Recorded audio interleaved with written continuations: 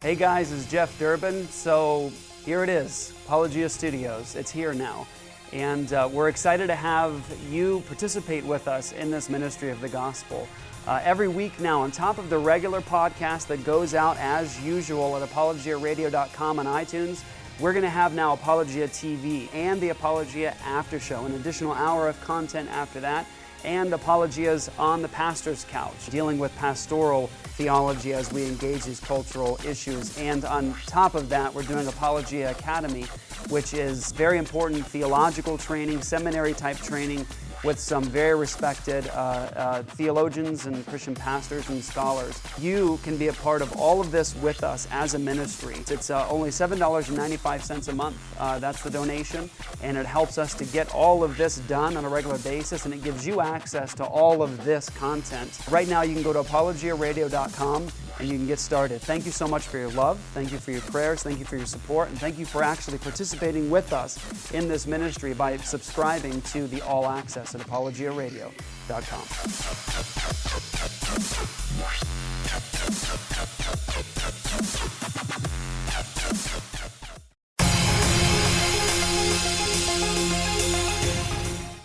What's up, guys? Welcome now to Apologia TV. Dr. White, TV. This is Apologia Studios, and it's our very first day. That's Luke the Bear. What up? What's up? And there's actually cameras over there.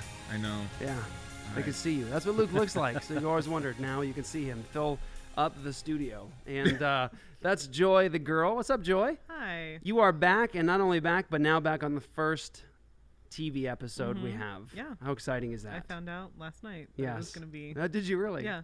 Are you serious? That's how we roll. Yeah. Okay. I knew what it was going to be about, though. Yeah? So that's good. See, I let you know. I gave you a heads up. Yeah, you did. That's a first. So this is it, guys. Apologia Studios, first day. And Luke was here all night last night, finishing up the studio, finishing the space, putting carpet in and all the rest. And you did a wonderful job. Thanks, man. The studio's amazing. Thanks, I appreciate it. It's wonderful. You tired? Welcome to my brain. Yes. Yes. Yes, I am tired. Yeah. Yeah. Hopefully I stay awake. Yeah, me too. I'm exhausted, but very excited to give you this show today, guys. And this, of course, is one of my heroes of the faith, and now kind of becoming a regular on Apologia Radio, Apologia Studios. That's Dr. James White. How can I be a regular? This is the first time. Well, I mean, you've been on before. So we did a show like years ago. We did one on, I think we did one on grief. Mm-hmm. And then We did? You remember that? Yeah. No. I remember that. That was on a Redemption Radio, Now that right? I'm this old, I can forget stuff like that. So we did a show on grief. Okay. That's tough to do. It was a good show though, and Okay. And we did another show on the transmission of the text of the Bible in light of Stephen Anderson's comments, and now Dr. James White is our first guest on Apologia TV. And I'm not divulging location either. No, it's Yeah. complete. It's very This is a secret layer like Yeah. yours. Yep. Underground even. That's very important. We're not under any colleges, but No. we'll make it work. Yeah, and that's a bummer now because there's nobody left there, where ours is. So yeah, Oh, that's oh. different. Yeah, they're all gone. Okay, all right. Yeah, Mr. White. Yes, science. Just get to use my clips, and I'm going to take advantage, Dr. White. So Dr. James White is with Alpha and Omega Ministries. He really needs no introduction on this show. Want to show you some wonderful books you guys should get. And I can do this now because we have a show. I can show you the books. It's all show torn stuff. up now. And this shows you that I don't just talk the game. It could have just been under your front seat too. Maybe you got it from Goodwill. Could. Let's be honest. It You could. In Jeff's car. Part of that might could actually look be like true. That actually might be true. Okay, Yeah. so this is The God Who Justifies. This is a must-have for... How would a rip like that happen just from you? Like, you're so anxious to read it. You're like, give me that. I have to read Dr. White. Okay, so The God Who Justifies, wonderful book. You need to have this. Justification through faith in Christ alone, essential doctrine. And Dr. White, can we talk about this real fast? Oh yeah, Dr. White, I love that Dr. cover. White. I love that cover. I designed that cover. Do not diss that This cover. book is amazing, and this is not. Oh, come on. This is why this is not in bookstores, Dr. White. No, that's not why it's not in bookstores. Oh, no? No. It was in bookstores for a while. It's just a publisher. This is an amazing book. Yeah. This is Letters to a Mormon Elder by Dr. James White, and it's a kind of conversational style apologetics with your Mormon neighbors, specifically with an elder. Elder Hahn. That's right. And these are conversations that have actually taken place over time. You've had these sort of discussions. Well, yeah. I mean, not the specific words, but yeah, you Dr. talk to White, more missionaries. I'm trying to sell your book here. Yeah, I so. know. but what's wrong with Dr. White, look at the cover of this book. It's perfect. This letter's to I have talked with missionaries about that. We said, I mean, do you even see what's there? I mean, look at. I've even got the little clips they use to keep their pants from getting stuck in the bike chain. Did you know what those little things are? They knew that. Oh, I never even paid attention to that. Never even saw that. You know what? When I saw the cover, I was like. So I have sat there with missionaries and Don't gone judge a through book the by its whole cover. thing, the tracks everything is their life. They recognize it. All right, I respect it now. Okay, Now you've explained it. There's always a context. Is there a seer stone Which on will be a big part of this show is context with the CNN situation. I didn't know about this, Dr. White. We would actually throw this into our Apologia moment thing of them having a discussion after the show. Now, listen, I know that we're having a discussion right now about them, and they're not present. But the point is in the show, they didn't let you engage. And then after the show, you're not allowed to engage. But then they misrepresented you in the after show. So and of course they had gone after me during the program and did not allow me to respond in the program either. So it was just. It was pretty obvious, and most people saw that if you are concerned about things like fairness and things like that. Yeah. And by the way, if they'd like to come on, I'm sure you would probably make opportunity for them to do we so. would fly them out and bake them cookies and give them ice cream. I mean, and they'd get more than 90 seconds to speak. We would do a 5-hour show that's right here. That's right. We would have water bottles and people that would fan them, and we'd assign a personal assistant to every single one of them. Be careful now. Watch out. Whatever it takes. All right, guys. So this is the clip that they actually filmed and put up on their social media after the show. This is clip number 6, Lonnie, on the Dr. Drew Show. This fellow, James, was going into this notion that everybody's created perfectly and the male and female concept is perfect. He said you would go to hell. Basically, he did. He said if you were to go, if you're transgender, you're going to go down in flames. He was playing God by telling us that. Wow. I never even got to say anything about hell, actually. It would have been nice. I must have watched a different episode from last year or something because... well, obviously, both the young ladies have particular... well, if I could become somewhat of a psychologist here, I don't sense fear. I sense hatred in their voice, a hatred toward a gospel that they have heard and that they have rejected. Well, she said she was raised a Christian. Yeah. And then, but I don't believe I'm a Christian, but I don't believe that. And I think if I had said something along the lines of the lordship of Christ, I'm a Christian, but I don't really believe Jesus is Lord. It again is representative. But what you have here is projection. What you have here is, well, if we had let him talk more, he eventually would have said this. And they know that the Christian message includes the holiness of God, and they know that it includes their own need of a Savior before God. They just don't want to hear that. They are part of, they're suppressing that, and so that's why they're more than willing to pretend that they want a spiritual perspective on this program. But they didn't want a spiritual perspective. They wanted to have someone on that they could silence and then get the audience to clap. That makes them feel better about the fact that they're actually promoting something that these people are made the imago Dei. I mean, sure, they've spent their entire adult lives being equipped to suppress the knowledge of God, but it's never perfectly effective. And so these are people who are having to put out a fair amount of effort to keep this leaky worldview afloat. And it makes them feel good when they sort of feel like they've done their part to silence that voice that just keeps coming up in their mind. That's what they're doing to me. Yeah. Guys? Well, their definition of tolerance sounds an awful lot like the definition of bigotry. Well, from a meaningful perspective, yeah. Exactly. Of course. But to see, they can't even begin to understand that the real bigotry here is the bigotry that requires absolute fidelity to one perspective. They can't see that, and that's what's frightening, because again, that puts a people in a position of being easily manipulated by political figures into. I mean, everybody uses this illustration, but you can see what happened under Stalin and under Hitler and people like that. If you're not reflecting, if there's not an opposition, if there's not a willingness to see I'm frightened as to what kind of people could arise in the future, make big promises, and end up with the reins of government. Alpha and Omega Ministries, AOMen, min.org. Pick up Dr. White's debates, lectures, great MP3s on defending the faith, transmission of the text of the Bible, witnessing to Mormons. Excited to have you guys see this show today. We got tons of stuff to talk about today. CNN headline news with Dr. Drew, Dr. James White. Be right back. ApologiaRadio.com. Hi, this is Walter with Apologia Radio. I want to ask for y'all good friends of ours to go on and click that button there and become my friends on the book face. Facebook /Apologia Radio. Become my friend on YouTube. That there twerker. The twerker, I want to talk to you on the twerking. And send me out a twerk. What? Wait, what? Twitter.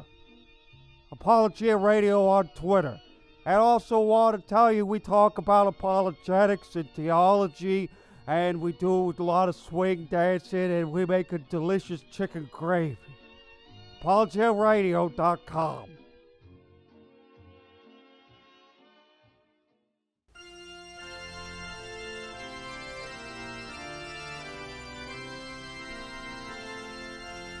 Do you feel more at home now? It takes me back a ways. This song is awesome. Oh, yeah, sure. It really is. Interesting. You should know that we sometimes sing this. We need a new reformation. We do. That's a shame. Okay. I'd leave that to the professionals. Okay. We want to make you feel as comfortable as possible today on this first episode of Apologia TV. Mm-hmm. So, well, getting to the topic would would be good. Yeah, okay. So we should do that. So the last couple of weeks have just seen a storm just surrounding the issue of homosexuality in our culture, transgenderism, the issue right now with the Supreme Court. And so what I thought would be a good thing to do just for this first episode was give you a little surprise. Oh. So I love surprises. I wanted to surprise you with another special guest. That what's that movie? Reservoir Dogs. Yeah. You got Mr. Pink, Yep. Mr. Blue, Yep. Mr. Black. Yep. So we have Dr. White, Yep. and then we also have Dr. Brown. Dr. Brown, are you with us? Oh, I'm right here smiling, and I guess this is just a meeting of the homophobes and transphobes and bigots and things like that. Just gather us all in one small place together, huh? You know, Michael, I thought you had a little better taste than to be hanging around with Jeff Durbin. I mean, come on. Oh no! Wow. How do you actually know this guy? Well, I will put up a disclaimer later once I do the research. So I'm not sure who but I think I was on previously. That's what I was told, that I was on previously. But you know, so some years ago, I was invited to speak for a group called NARTH, which is National Association for Research and Therapy of Homosexuality. And they got blasted for inviting me to speak because I'm not a psychologist or a psychiatrist or a trained counselor. They were getting blasted for having me speak. But then I realized that every time I ever quoted them, I got blasted for quoting them. So it's kind of the mutual hate fest thing that we get exposed to a lot. What's the thing with like Dr. White, Dr. Brown not remembering being on my show? Like Dr. Brown's been on 3 times. Yeah. We're just gonna have to be more memorable. He's just so popular. I don't even understand. He's just does so everything. busy, just doesn't even know. Okay, well, Dr. Brown, I love you. So that's, And he travels so much. Yes. I mean, you got to. I could not travel as much as he does. So Well, Dr. you do every day. You do every day on your bike, man. What are you talking about? I just fly. I do it more easily. Dr. Brown, we know you're about to start your show in just a few minutes here, but I wanted to have you come in for a moment just to talk for a moment about the issues we're facing right now in our culture. You wrote the book, Queer Thing Happened to America, and Can I Be Gay and Christian, or Can you be gay and Christian? Dr. Brown, did you see Dr. White on Headline News? Yeah, I saw the clips. I was following Dr. White when he was tweeting out about it. And it's really quite extraordinary. It's just like everybody drank the Kool-Aid, with the whole Bruce Jenner thing and you go girl and all of this. It's like everybody just drank the Kool-Aid. It's wild. And what I really see, and I'm sure Dr. White's seen this for years, it's almost like a Psalm 2 kind of thing, where the nation is now having an opportunity, the secular worldly nation is having an opportunity to say, we don't want God as our king. We don't want the Bible. We don't want God's laws. So there's all the pent-up hostility is just coming up, and obviously comes against Dr. White when he's asked to come on to represent the Christian position. How dare he bring that perspective? Well, at least in my situation, they waited till I was off the air to attack me when you were on with Pierce Morgan. You got it right there while you're still smiling at the camera. So at least they sort of waited till I was gone. I'm not sure if that's a good thing or a bad thing, but it was similar along those lines. Yeah. The one thing that just strikes me, obviously we have been much more Christian rooted in America in the past, and with reading the Bible in school and prayer in school. We've never been a fully Christian nation, obviously, but there's been so much more reverence for God, religious freedoms right at the beginning. Now it's almost like we just have to change our way of thinking, as if we're a church in exile. Obviously, we're praying for national awakening and reformation and a spiritual and moral revolution, but we almost have to change our thinking, because it's just not the way things were. And when you hear, well, the latest polls, more and more Americans favor redefining marriage. Yeah, more and more Americans, those same Americans are more and more biblically illiterate, and those same Americans are influenced heavily by the popular media. So what does it prove? And then you have someone left-leaning like David Gushee or Tony Campolo, and now they go all the way left. So what's it proving? Well, pretty much what we've known all along, which is you play too close to the ditch, you're going to fall in.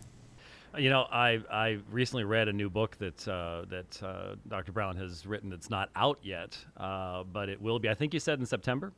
Yes, sir. On surviving the gay revolution, and interestingly enough, this morning, Albert Mohler put out a video where he was talking about the same things, and a lot of us are saying the same things. But I think it's going to take a little while for people to really fully understand the complete paradigm shift that has taken place, how fast it's happened, and what it's going to mean. I don't think any of us know fully what it's going to mean, especially if what happens in a few weeks does take place. But there's going to be massive changes, and we're going to have to count the cost of discipleship. It's going to become much more costly, and if we hold firm to what we believe, we will be in the minority, and we need to get used to the fact that the truth normally is in many, even when we thought it was in the majority. Let's be honest. How many people were really living their lives under the lordship of Christ, seeking to please him? We're just going to see the reality of what things have really been for a long time. Yeah.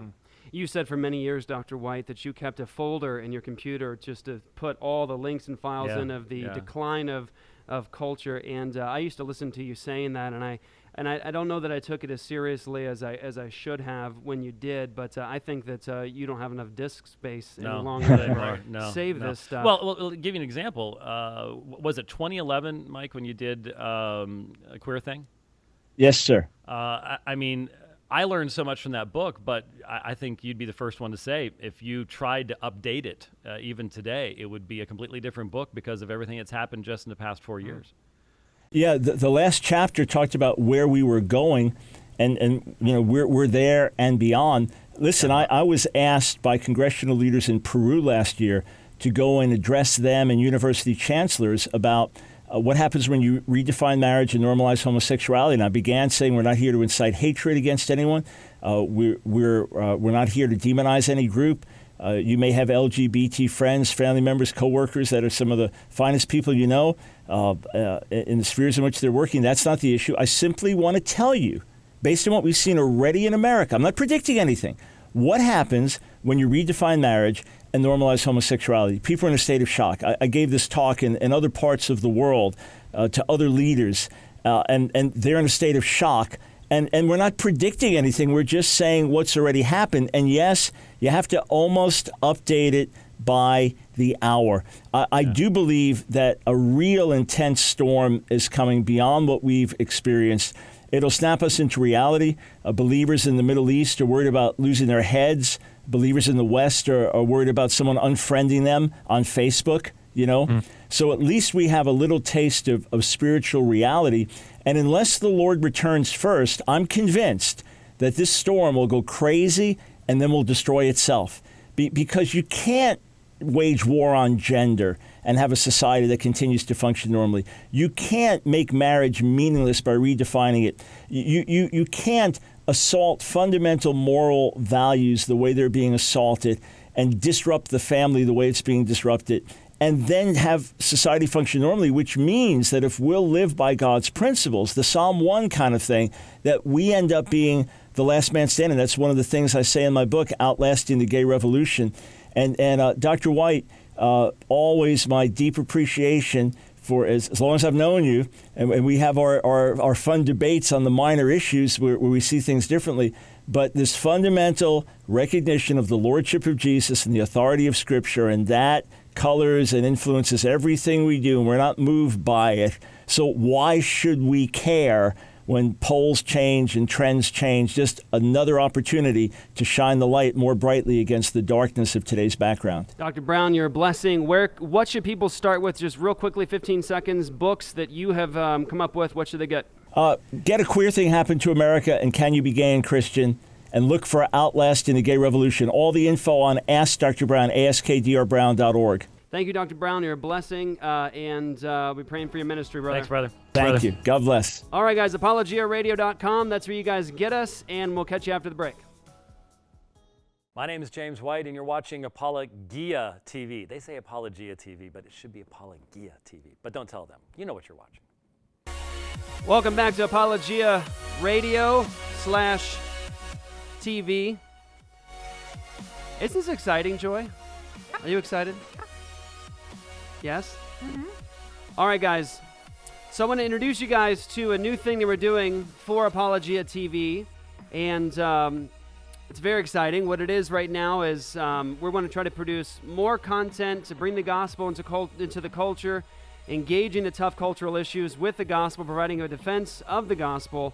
And if you go to apologiaradio.com, you can subscribe to the All Access. Basically, what we're doing is 2 programs a week. You have the regular podcast as usual, and then you have this, Apologia TV, and it's an hour-and-a-half episode of all this content engaging the current issues, again, with the gospel.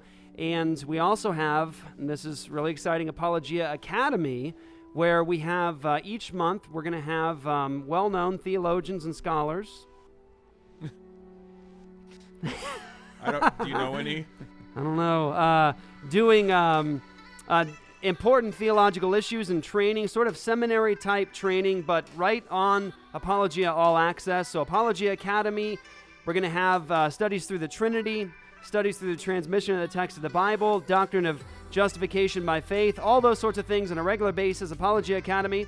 We have the regular podcast. We also have the TV program throughout the week, and discounts on everything at Apologia Radio. So go to apologiaradio.com and subscribe there. So we're back. Now, we have, over the last couple of weeks, as I said, had a storm of issues. Let me give you something to get us into this, Dr. White.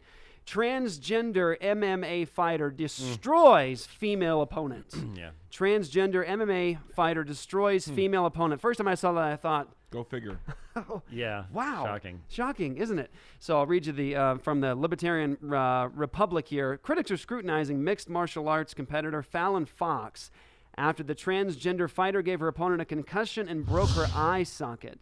Fox defeated her opponent, Tamika Brents, by TKO at 2 minutes and 17 seconds of the first round of their match. Brent's eye injury resulted in a damaged orbital bone that required 7 staples. So back in my day, we were taught not to hit girls. Mm-hmm. And it's an amazing thing, Dr. White. Unless you pretend to be one. Yes.